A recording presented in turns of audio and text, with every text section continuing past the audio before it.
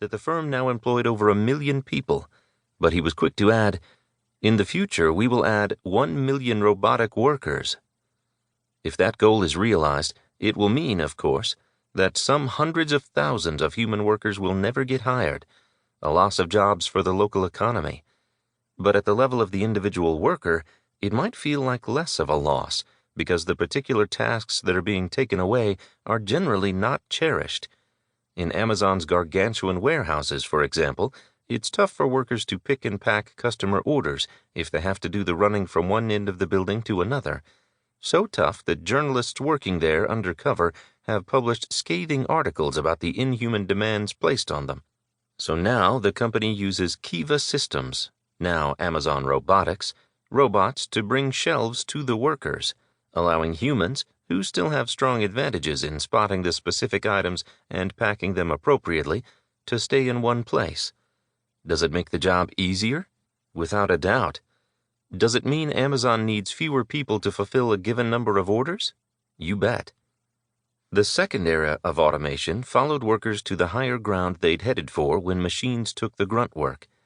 For the most part, this wasn't the realm of the dirty and dangerous anymore. It was the domain of dull. Think, for example, of the 1960s-era secretary toiling away in a typing pool, translating scribbled or spoken words into neat memos. Some might call this knowledge work, since it calls on brain rather than brawn, but it clearly stops short of decision-making. After computers were invented, it was easy territory for machines to make more productive. For some secretarial tasks, here's how far that process has gone. In the midst of working on this section, Tom was planning to meet a friend for coffee later in the week. The friend is an independent consultant, so it was slightly surprising to learn, by being CC'd on an email, that he employed an assistant, Amy. He wrote, "Hi, Amy. Would you please send an invite for Tom and me for Friday, 9/19 at 9:30 a.m. at High Rise Cafe in Cambridge, Massachusetts. We will be meeting in person. Thanks, Judah." Curiosity got the best of him.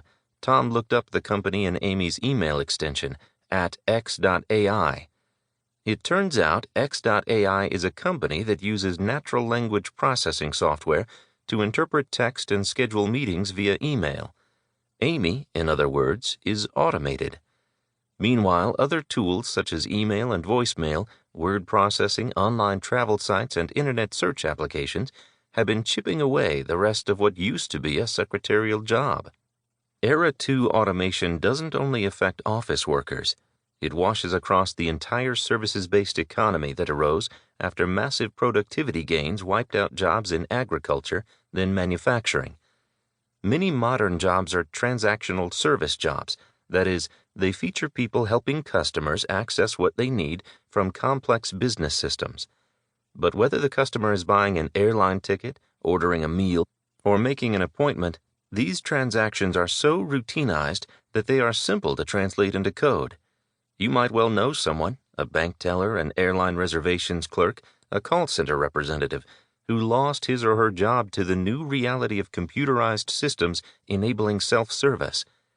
At least you feel the absence of them when you contact a company and encounter a machine interface. Just as Era 1 of automation continues to play out, so does Era 2. There is still plenty of work currently performed by humans that could be more cheaply and capably performed by machines, increasingly smart ones in particular. Think, for example, of the loneliness of the long-distance trucker, a job, by the way, that didn't exist in the early industrialization era, but was created by technological progress. Human drivers are still kings of the road, but perhaps not for much longer.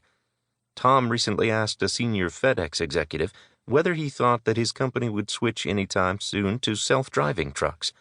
His casual response, "Well, not on the local routes," is perhaps not what the drivers' union would want to hear. It occurs to us that every type of low-level service task the two of us did during our college summers could probably be done better today with automation.